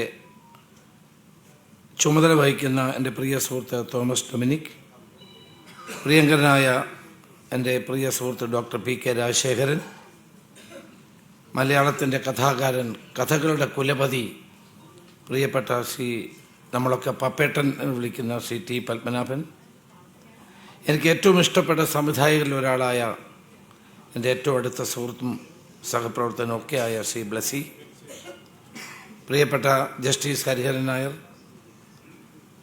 ദേശീയ അവാർഡുകൾ നിരവധി വാരിക്കൂട്ടുന്ന എൻ്റെ പ്രിയ സുഹൃത്ത് ശ്രീ പ്രഭാവർമ്മ, മുൻ KPCC president Shri MM Hassan, Shri Sabarinathan, പ്രിയപ്പെട്ട ശ്രീ TP ശ്രീനിവാസ സാർ, പ്രിയപ്പെട്ട ശ്രീ VS ശിവകുമാർ, മുൻ മന്ത്രി ശ്രീ പാലോട് രവി, മുൻ നിയമസഭാ സ്പീക്കർ ശ്രീ N ശക്തൻ, ശ്രീ പീതാംബരക്കുറുപ്പ് XMP, ശ്രീ ബാബു പ്രസാദ് XMLA, പ്രിയപ്പെട്ട കൊല്ലത്തു നിന്നെത്തിയ ശ്രീ ഭാസ്കരൻ, ശ്രീ ശശിഭൂഷൺ അവറുകൾ, എൻ്റെ പ്രിയ സുഹൃത്ത് ശ്രീ പന്തള സുധാകരൻ, ശ്രീ രാജ്മോഹൻ, ശ്രീ വിളക്കുടി, ശ്രീ കാർത്തിക സുദർശനൻ,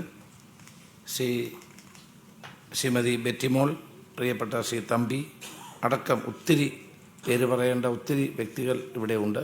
എല്ലാവരുടെയും എൻ്റെ ഏറ്റവും അടുത്ത സുഹൃത്ത്, ദേശാഭിമാനിയിൽ അസൂയാവഹമായ പത്രപ്രവർത്തനം നടത്തിയ ശ്രീ ജി ശക്തിധരൻ അടക്കമുള്ള ശ്രീ റഷീദ്, കൈരളിയുടെ സ്ഥാപകന്മാരിൽ ഒരാളായ ശ്രീ റഷീദ് അടക്കം ധാരാളം, നമ്മുടെ ഡോക്ടർ നഫീസത്തുവിയുടെ പ്രിയപ്പെട്ട മകൾ ഡോക്ടർ റഷീദ, ശ്രീ മുൻ MLA ശ്രീ A. ഷുക്കൂർ അടക്കം ഒത്തിരി പേര് പറയാൻ അർഹതപ്പെട്ട ധാരാളം ആളുകൾ ഇവിടെ എത്തിച്ചേർന്നിട്ടുണ്ട്. എല്ലാവരോടും ഞാൻ പ്രത്യേകം നന്ദി രേഖപ്പെടുത്തുകയാണ്.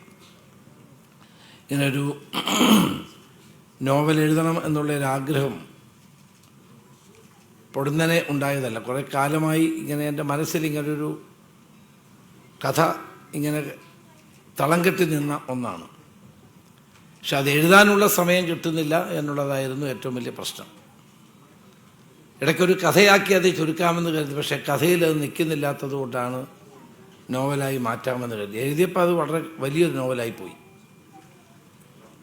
അപ്പോൾ അങ്ങനെ, കാരണം നമ്മുടെ ജീവിതത്തിൽ കണ്ടുമുട്ടുന്ന വ്യക്തികൾ, സംഭവങ്ങൾ, നമുക്ക് എൻകൗണ്ടർ ചെയ്യേണ്ടി വരുന്ന സാഹചര്യങ്ങൾ, അതോടൊപ്പം തന്നെ അനുഭവങ്ങൾ, സ്നേഹം, സംഘർഷങ്ങൾ, മാനസികമായ അസ്വസ്ഥതകൾ, ഇതെല്ലാം ഓരോ വ്യക്തിയും അനുഭവിക്കുന്ന യാഥാർത്ഥ്യങ്ങളാണ്. അതെല്ലാം നമ്മുടെ ജീവിതത്തിൽ ഏറ്റക്കുറച്ചിലുണ്ടാകും. പക്ഷെ എല്ലാവരും എത്ര വലിയ ആളാണെങ്കിലും അവരുടെ ജീവിതത്തിൽ ഇത്തരം സംഭവങ്ങളെ നേരിടേണ്ടി വരും. അങ്ങനെ നേരിടേണ്ടി വരുമ്പോഴുണ്ടാകുന്ന സംഭവങ്ങളെ ചേർത്ത് വെച്ചുകൊണ്ടാണ് ഇങ്ങനെയൊരു നോവൽ എഴുതണമെന്നുള്ള ആഗ്രഹം ഉണ്ടായത്. ഇതാണ് എൻ്റെ സുഹൃത്തുക്കളായ ധാരാളം പേരോട് ഞാൻ സംസാരിച്ചു. ശ്രീ തമ്പിയോട് ഞാൻ സംസാരിച്ചു, ശ്രീമതി ബെറ്റിമോളോട് സംസാരിച്ചു. ഇതിൻ്റെ പേരിടുന്നതിന് ശ്രീ പന്തള സുധാകരൻ ഞാനും തമ്മിൽ വളരെയേറെ മണിക്കൂറുകൾ ചർച്ച ചെയ്തു. അങ്ങനെ ഒത്തിരി ആളുകളുമായിട്ട് ഞാൻ ഇതിൻ്റെ പൂർത്തീകരണത്തിന് വേണ്ടി സംസാരിച്ചിട്ടുണ്ട്. കാരണം ആദ്യമായി നമ്മൾ ഒരു കാര്യം എഴുതുമ്പോൾ അതിനൊരു പെർഫെക്ഷൻ ഉണ്ടാകണമല്ലോ. കാരണം ഇത് വിമർശനത്തിനും അഭിനന്ദനത്തിനും ഒക്കെ വിധേയമാകുന്ന ഒരു കാര്യമാണ്. ഇപ്പോഴും ഇതൊരു പൂർണ്ണ നോവലാണ് എന്നുള്ള വിശ്വാസമൊന്നും എനിക്ക് മനോരമയുടെ അങ്കണത്തിൽ നിന്നാണ്, ബാലജനസഖ്യത്തിലൂടെയാണ്. അപ്പോൾ ആ ജീവിതത്തിൽ ആദ്യമായി ഒരു പുസ്തകം എഴുതുമ്പോൾ, നോവൽ എഴുതുമ്പോൾ അത് പ്രസിദ്ധീകരിക്കുന്ന മനോരമയാണ് എന്നതിനേക്കാൾ വലിയ സന്തോഷം എനിക്ക് മറ്റൊന്നിലും എനിക്ക് ലഭിക്കാനില്ല. ഈ പുസ്തകത്തെപ്പറ്റി ചിന്തിച്ചപ്പോൾ, ഇതിൻ്റെ പുസ്തകത്തിൻ്റെ ഹെഡിങ്ങിനെ പറ്റി ആലോചിച്ചപ്പോൾ അതിൽ സുജിത് നായർ വലിയ പങ്ക് വഹിച്ചിട്ടുണ്ട്, പന്തളം വഹിച്ചിട്ടുണ്ട്, ബെറ്റിമോളുണ്ട്, തമ്പിയുണ്ട്, കോട്ടയത്തുള്ള എൻ്റെ അടുത്ത എഴുത്തുകാരായ സുഹൃത്തുക്കളുണ്ട്. അപ്പോൾ അവരോടൊക്കെ ഞാൻ പല ഘട്ടങ്ങളിലായി ഇതിനെപ്പറ്റി ചർച്ച ചെയ്തിട്ടുണ്ട്. കാരണം നമ്മളൊരു കാര്യം ചെയ്യുമ്പോൾ അതിൻ്റെ ഒരു പെർഫെക്ഷൻ ഉണ്ടാകണമല്ലോ എന്നുള്ള ആഗ്രഹം കൊണ്ടാണ് അതൊക്കെ ചർച്ച ചെയ്തത്. ഏതായാലും അത് പൂർത്തീകരിക്കാൻ കഴിഞ്ഞു, അത് സന്തോഷമുണ്ട്.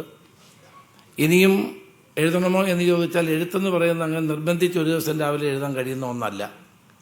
നമ്മുടെ മനസ്സിലൂടെ കടന്നു വരുന്ന ചിന്തകളും വികാരങ്ങളും അത് ആവിഷ്കാരത്തിലേക്ക് എത്തിക്കണമെങ്കിൽ അതിന് ധാരാളം കടമ്പകളുണ്ട്. ആ കടമ്പകളിലൂടെ കടന്നു മാത്രമേ എത്താൻ കഴിയൂ.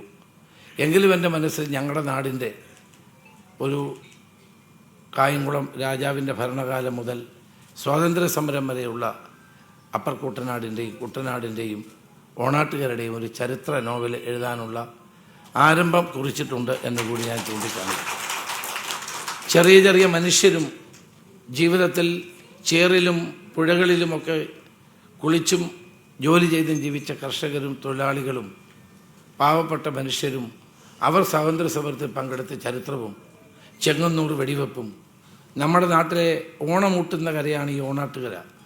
ഏറ്റവും നല്ല മലയാളം സംസാരിക്കുന്നത് ഓണാട്ടുകരക്കാരാണ് ഞങ്ങളെപ്പോഴും ഗുപ്തൻ നായർ സാർ പറയാറുണ്ട്. ഗുപ്തൻ നായർ സാർ മാവേലിക്കരക്കാരനാണ്. ഏറ്റവും നല്ല അച്ചടി ഭാഷ സംസാരിക്കുന്ന മാവേലിക്കരക്കാരാണെന്ന് അദ്ദേഹം എപ്പോഴും എന്നെ കാണുമ്പോൾ പണ്ട് പറഞ്ഞിട്ടുണ്ട്. അത്തരം ഓർമ്മകളും ചരിത്രങ്ങളും മഹാനായ NP ചെല്ലപ്പൻ നായർ ഉൾപ്പെടെയുള്ള ത്യാഗധന്യന്മാരായ ഒത്തിരി സാഹിത്യകാരന്മാരെ സംഭാവന ചെയ്തത്. അതിലൊരാളാണ് ശ്രീ പ്രഭാവർമ്മയും ഞങ്ങളുടെ നാട്ടുകാരനാണ്. അങ്ങനെയുള്ള ആ നാടിൻ്റെ ചരിത്രം എഴുതണമെന്നുള്ള ആഗ്രഹം എൻ്റെ മനസ്സിലുണ്ട്. പുറകിൽ നമ്മുടെ MG രാധാകൃഷ്ണൻ ഇരിപ്പുണ്ട്, ഞാൻ ഇപ്പോഴാണ് കണ്ടത്. അപ്പോൾ ഒത്തിരി നല്ല സുഹൃത്തുക്കളുടെ പിന്തുണയും സഹകരണവും കൊണ്ടാണ് ഇതൊരു പുസ്തകമാക്കി മാറ്റാൻ കഴിഞ്ഞത്. എല്ലാവരോടും ഞാൻ നന്ദി പറയുന്നു. 97 വയസ്സുള്ള പപ്പേട്ടൻ ഇവിടെ വന്നു എന്ന് പറയുന്നത് എൻ്റെ ജീവിത സാഫല്യമായി ഞാൻ കണക്കാക്കാൻ ആഗ്രഹിക്കുന്ന ഒരു കാര്യമാണ്. അദ്ദേഹം വേറെ ഒരു പരിപാടിക്കും വേണ്ടി വന്നതല്ല, ഇതിനു വേണ്ടി മാത്രം ഇന്നലെ വൈകിട്ട് ഇവിടെ എത്തി, ഇന്ന് വൈകിട്ട് തിരിച്ചു പോവുകയാണ്. അദ്ദേഹം പട്ടികളെപ്പറ്റി അദ്ദേഹത്തെ വീട്ടിൽ ചെന്നാൽ പട്ടികൾ മാത്രമേ ഉള്ളൂ, പട്ടികളെ മാത്രമാണ് അവിടെ ഉള്ളത് കൂട്ടുകാരായിട്ട്, അല്ലേ? മുഴുവൻ പട്ടിയാണ്. അപ്പം നമുക്ക് പേടി അങ്ങോട്ട് കയറാൻ. പക്ഷേ പട്ടികളെ ഇത്രയും സ്നേഹത്തോടെ കാക്കയൊക്കെ വീട്ടിനകത്തെ അന്തേവാസികളാണ്, പട്ടി പൂച്ച ഇതെല്ലാം. അപ്പം നമ്മളെ മലയാളിയെ ഒത്തിരി കഥ പറഞ്ഞ് പഠിപ്പിച്ചിട്ടുള്ള വ്യക്തിയാണ്. ഇപ്പോഴും അദ്ദേഹത്തിന് ഏറ്റവും അവസാനത്തെ പുസ്തകം എനിക്ക് തന്നു, മാതൃഭൂമി ഇറക്കിയ പുസ്തകം. കരുവന്നൂർ അല്ലേ വേണ്ട, കരുവന്നൂർ പുതിയ അതിന് മുമ്പുള്ളതാണ് കരുവന്നൂർ ബാങ്ക് കൊള്ളയുമായി ബന്ധപ്പെട്ട രസമാണത് വായിക്കാൻ. മാതൃഭൂമി ഇറക്കിയൊരു പുസ്തകം അതാണ്. അത് കഴിഞ്ഞിട്ടൊരു പുസ്തകം വീണ്ടും ഇറങ്ങി, അല്ലേ? അപ്പം അങ്ങനെ അദ്ദേഹത്തെ ഞങ്ങൾ ക്ഷണിക്കാൻ ചെന്നപ്പോൾ വളരെ സന്തോഷത്തോടെ എന്നോട് സമ്മതിക്കുകയുണ്ടായി. നമ്മളായിരിക്കും 97 വയസ്സുള്ള, നമുക്ക് ഏറ്റവും ഒരുപക്ഷെ ഇന്ത്യയിലെ ഏറ്റവും പ്രായം കൂടിയ കഥാകാരനാണ് പപ്പേട്ടൻ്റെ സാന്നിധ്യം നമ്മളെല്ലാം ആവേശഭരിതമാക്കുന്ന ഒന്നാണ്. അദ്ദേഹത്തിന് ഹൃദയം നിറഞ്ഞ നന്ദി ഞാനിവിടെ രേഖപ്പെടുത്തുകയാണ്. അതോടൊപ്പം ബ്ലസ്സി എനിക്ക് ഏറ്റവും ഇഷ്ടപ്പെട്ട, എന്തുകൊണ്ടാണെന്നറിയില്ല, ഇഷ്ടപ്പെട്ടൊരു വ്യക്തിയാണ് ബ്ലസ്സി അത്രമാത്രം നമ്മൾ ഇഷ്ടപ്പെടുന്ന ഒരു വ്യക്തിയാണ്. വലിയ ബഹളമൊന്നും കാണിക്കാത്ത, എന്നാൽ ഒതുങ്ങി തൻ്റെ ജീവിതം മുഴുവൻ സിനിമയ്ക്ക് വേണ്ടിയാണെന്ന് വിശ്വസിക്കുന്ന ഒരു വ്യക്തിയാണത്. അദ്ദേഹത്തിൻ്റെ സിനിമയെപ്പറ്റി ഇവിടെ പറഞ്ഞു. ആടുജീവിതത്തിലെ മെയിൻ കഥാപാത്രം എൻ്റെ മണ്ഡലത്തിൽപ്പെട്ടയാൾ, ഇപ്പോഴും ജീവിച്ചിരിക്കുന്ന ആളാണ്. എൻ്റെ മണ്ഡലത്തിൽ ആറാട്ടുപുഴ പഞ്ചായത്തിലാണ് യഥാർത്ഥത്തിൽ ഈ ആടുജീവിതത്തിലെ മെയിൻ കഥാപാത്രം. അദ്ദേഹത്തെ ഞങ്ങൾ ആദരിക്കുകയൊക്കെ ചെയ്തു. നജീബ് കഴിഞ്ഞ ദിവസം നജീബ് എന്നെ കണ്ടിരുന്നു. ഞാൻ ചോദിച്ചു ഇപ്പോൾ അവാർഡൊന്നും ഇല്ല എന്നൊക്കെ ചോദിച്ചു. നജീബ് മീൻ പിടിക്കാൻ പോകണം. ഇപ്പം കടലിൽ മീൻ പിടിച്ച് ജീവിക്കുന്ന ആളാണ്. അപ്പം ആടുജീവിതം വായിച്ചപ്പോൾ എനിക്ക് തോന്നിയത് എങ്ങനെ സിനിമയാക്കാൻ കഴിയും, ഇത് അത്ര വികാരനിർഭരമായ ഒന്നാണ്. ഇതിനെ എങ്ങനെ അഭ്രപാളിയിലേക്ക് എത്തിക്കാൻ കഴിയുമെന്നുള്ള സംശയം എനിക്കുണ്ടായിരുന്നു എന്നുള്ളത് സത്യമാണ്. കാഴ്ചയാണ്. അദ്ദേഹത്തിൻ്റെ മിക്കവാറും എല്ലാ പടങ്ങളും ഞാനും കണ്ടിട്ടുണ്ട്. സാമ്പത്തിക നേട്ടത്തിന് വേണ്ടി അല്ല ബ്ലസ്സി പുസ്തകം എടുക്കുന്നു. ക്രിസോസ്റ്റം തിരുമേനിയെപ്പറ്റി ഏറ്റവും മനോഹരമായ, അദ്ദേഹം നമ്മളെയൊക്കെ ചിരിപ്പിക്കുന്ന ഒരു വന്യവയോധികനായ തിരുമേനിയാണ്. അദ്ദേഹം പലപ്പോഴും കേരളത്തിൽ നാഷണൽ ഹൈവേ 45 മീറ്റർ ആക്കിയതിൻ്റെ പിന്നിൽ അദ്ദേഹമാണ്. ഞങ്ങൾ ഒരുമിച്ച് YMCA ഒരു പരിപാടിക്ക് ചെന്നപ്പം എന്നെയും പിണറായി വിജയനെ രണ്ടുപേരും കൂടെ വിളിച്ചു. നിങ്ങൾ രണ്ടുപേരും ഇങ്ങോട്ട് വരാൻ പറഞ്ഞു. ഞങ്ങളടുത്ത് നിങ്ങൾ കാണുന്നില്ലേ ഈ റോഡിൻ്റെ സ്ഥിതി? നിങ്ങൾ രണ്ടുപേരും വിചാരിച്ചാൽ ഇത് 45 മീറ്റർ ആക്കാൻ പറ്റില്ലേ? 30 മീറ്റർ എന്നാണല്ലോ ഇപ്പം പറഞ്ഞു കേൾക്കുന്നത്. ഇത് 30 മീറ്റർ ആർക്ക് വേണം? ലോകം മുഴുവൻ പോയിട്ടില്ലേ? അപ്പം ഞങ്ങൾ രണ്ടുപേരും കൂടി ആലോചിച്ചു. തൊട്ടപ്പുറത്ത് നിന്ന് ആലോചിച്ചിട്ടാണ് അടിയന്തരം, അദ്ദേഹം അന്ന് CPM സംസ്ഥാന സെക്രട്ടറി, ഞാൻ KPC പ്രസിഡന്റ്, നമ്മൾ രണ്ടുപേരും കൂടി ആലോചിച്ച് നമുക്ക് ഓൾ പാർട്ടി മീറ്റിംഗ് വിളിക്കാമെന്ന്. അന്ന് ശ്രീ അച്യുതാനന്ദൻ മുഖ്യമന്ത്രി, അദ്ദേഹം 30 മീറ്ററിൻ്റെ ആളാണ്. ഉമ്മൻചാണ്ടിക്ക് ആളുകളെ ഭൂമി എടുക്കുന്നത് വലിയ വിഷമമാണ്, 30 മീറ്റർ. അപ്പം ഞങ്ങൾ രണ്ടുപേരുമാണ് ക്രിസോസ്റ്റം തിരുമേനി പറഞ്ഞനുസരിച്ച് 45 മീറ്റർ ആക്കാൻ തീരുമാനിച്ചു. അവസാനം ഓൾ പാർട്ടി മീറ്റിംഗ് സാധാരണ ഞങ്ങൾ രണ്ടുപേരും പങ്കെടുക്കാറില്ല. പാർട്ടി സെക്രട്ടറി പിണറായി വിജയനും KPC പ്രസിഡന്റ് ഞാനും പങ്കെടുത്തു. ഞങ്ങളവിടെ തീരുമാനമെടുത്തു 45 മീറ്റർ. അങ്ങനെയാണ് കേരളത്തിൽ 45. ഞങ്ങൾ രണ്ടുപേരും ഒരേ മനസ്സോടെ അവിടെ. അതിൻ്റെ പിന്നിൽ പ്രവർത്തിച്ച വ്യക്തി ക്രിസോസ്റ്റം തിരുമേനിയാണ്. ഞാനത് ബ്ലസ്സിയുടെ അദ്ദേഹത്തിനെ പറ്റി എടുത്ത പുസ്തകത്തിൽ ഞാൻ പറഞ്ഞു. അന്ന് ആ തീരുമാനം എടുത്തില്ലായിരുന്നെങ്കിൽ കേരളത്തിൽ ഒരുപക്ഷെ 30 മീറ്റർ ആയിരുന്നു. 45 മീറ്റർ കിട്ടിയിട്ടും ഇപ്പോഴും ഇത് പോരാ എന്ന ആളുകൾ വിശ്വസിക്കുന്ന ഒരു കാലത്താണ് നമ്മൾ ആലോചിക്കണം. അപ്പോൾ അതൊക്കെ വളരെ നല്ല നിലയിൽ ഒപ്പിയെടുക്കാൻ കഴിഞ്ഞ ഒരു ചലച്ചിത്ര സംവിധായകനാണ് ശ്രീ ബ്ലസ്സി. ഒരു തരത്തിലും ഒരു പ്രസിദ്ധിക്കോ പണത്തിനോ വേണ്ടി നിൽക്കുന്ന വ്യക്തിയല്ല ബ്ലസ്സി. അതുകൊണ്ടാണ് ബ്ലസ്സി വേണമെന്ന് എൻ്റെ ഒരു ആഗ്രഹം. അദ്ദേഹത്തിൻ്റെ മകൻ്റെ കല്യാണം 14-ാം തീയതിയാണ്. പലരും വിളിച്ചിട്ടില്ല, ഒരുക്കങ്ങൾ. ഞാൻ പറയാം എന്തായാലും ബ്ലസ്സി വന്നേ മതിയാവും. അദ്ദേഹം വന്നു. PK രാജശേഖരൻ എനിക്ക് ഇഷ്ടപ്പെട്ടൊരു നിരൂപകനാണ്. അദ്ദേഹത്തിൻ്റെ നിരൂപണങ്ങളിലൂടെയാണ് പല സത്യങ്ങളും പല കണ്ടെത്താൻ മാതൃഭൂമിയിൽ നിരന്തരമായി അദ്ദേഹം എഴുതിക്കൊണ്ടിരുന്ന കാലത്തെല്ലാം അത് വായിച്ചിട്ടുള്ളത്. അതുകൊണ്ടാണ് അദ്ദേഹത്തെ വിളിക്കണം എനിക്ക് ആഗ്രഹിച്ചത്. ഓണക്കൂർ സാർ ഞങ്ങളെയൊക്കെ ഒരു അധ്യാപകനാണ്. എന്നെ പഠിപ്പിച്ചിട്ടില്ലെങ്കിലും എന്നെ അധ്യാപകനായിട്ടാണ് ശ്രീ പാലോട് രവി എപ്പോഴും അദ്ദേഹത്തെ പറ്റി ഞങ്ങളോട് പറയാറുണ്ട്.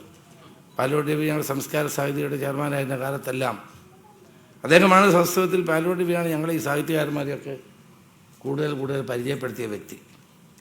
സാറിനോടുള്ള നന്ദിയും ഞാൻ രേഖപ്പെടുത്തുകയാണ്.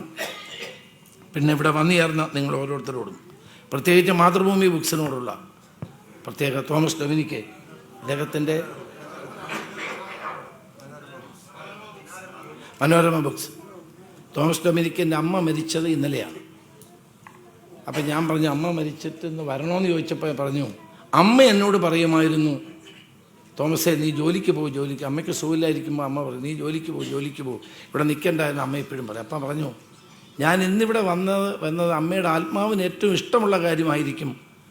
അതുകൊണ്ട് കോട്ടയത്തെ മാങ്ങാനത്തെ ആശുപത്രിയിൽ മോർച്ചറിയിൽ വെച്ചിട്ടാണ് തോമസ് ഡൊമിനിക്ക് ഇവിടെ വന്നത് എന്നത് അദ്ദേഹത്തിൻ്റെ ഒരു എഴുത്തുകാരൻ അല്ലെങ്കിൽ ഒരു പത്രപ്രവർത്തകൻ എന്നുള്ളതിൽ അദ്ദേഹത്തിൻ്റെ ആത്മാർത്ഥതയുടെ ആഴം ഞാനിവിടെ അളക്കാൻ ആഗ്രഹിക്കുന്ന ഒരു കാര്യം തന്നെയാണ്. ആരും വരില്ല, പക്ഷേ തോമസ് ഡൊമിനിക്ക് ഇവിടെ വന്നു. അതൊരു പത്രപ്രവർത്തകൻ്റെ ജോലിയോടുള്ള തൻ്റെ ഏറ്റവും വലിയ ആത്മാർത്ഥതയാണ് എന്നുകൂടി ഞാൻ ചൂണ്ടിക്കാണിക്കാൻ ആഗ്രഹിക്കുന്നു.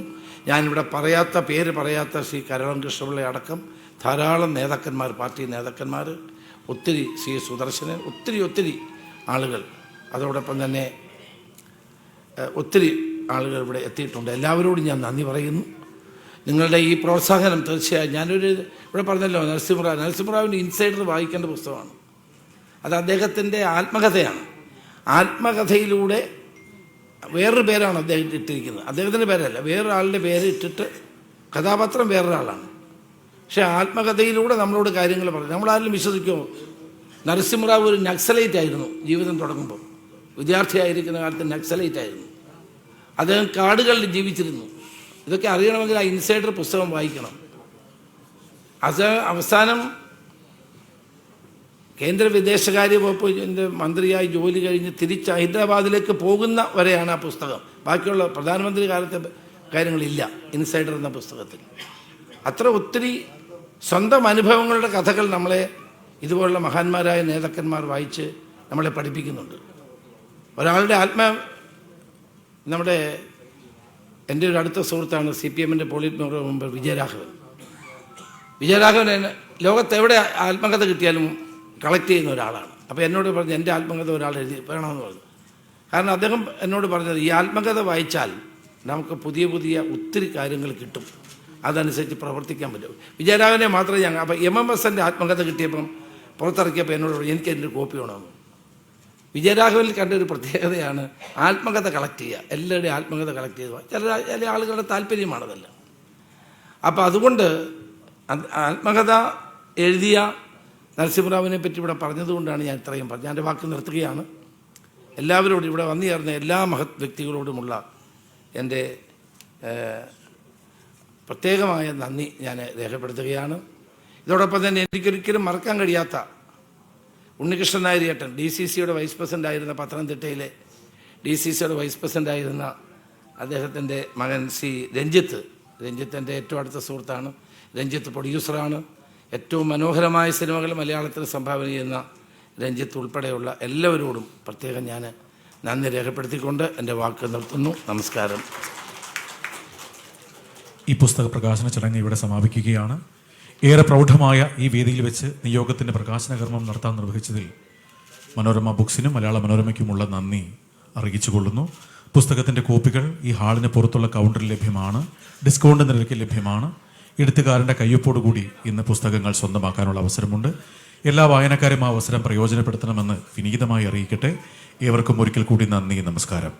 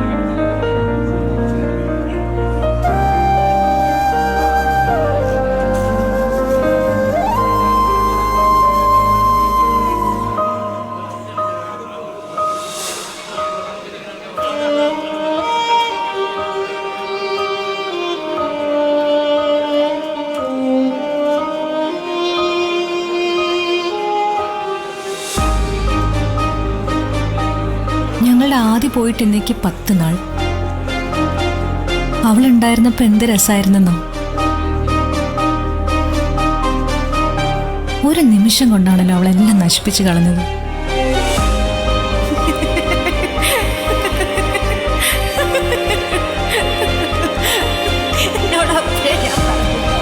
കളിക്കളത്തിലെ ആരവങ്ങളായിരുന്നല്ലോ നിനക്ക് ലഹരി. പിന്നെ എപ്പോഴാണ് നീ മറ്റ് ലഹരികൾ തേടിപ്പോയത്?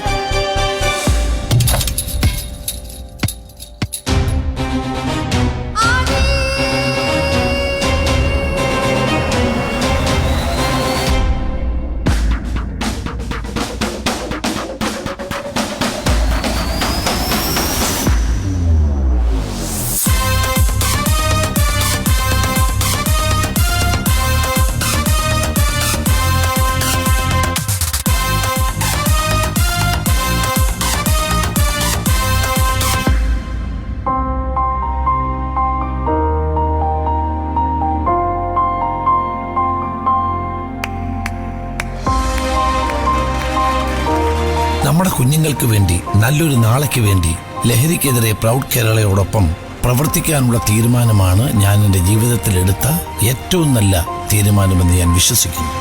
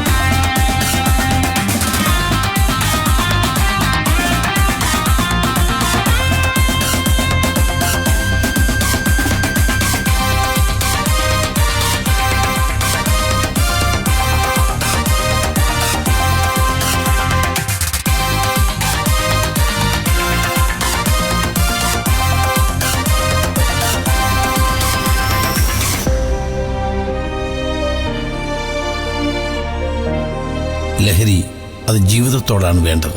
നിങ്ങളെ നിങ്ങളല്ലാതാക്കുന്ന ഒരു ലഹരിക്കും അടിമപ്പെടാതിരിക്കുക. വഴിമാറിപ്പോകുന്ന കൂട്ടുകാരെ ആദ്യം തിരിച്ചറിയാൻ കഴിയുന്നത് നിങ്ങൾക്ക് മാത്രമാണ്. അവരെ ചേർത്ത് പിടിക്കുക. തെറ്റിൽ നിന്ന് അവരെ പിന്തിരിപ്പിക്കാൻ നിങ്ങൾക്ക് സാധിക്കും. ഇനി എന്റെ ഒരു സുഹൃത്തിനെയും ഒരു ലഹരിക്കും വിട്ടുകൊടുക്കില്ല. എല്ലാ പ്രതിസന്ധികളെയും തരണം ചെയ്യാനുള്ള ശക്തി നിങ്ങളിൽ തന്നെയുണ്ട്. അത് തിരിച്ചറിഞ്ഞാൽ മാത്രം മതി.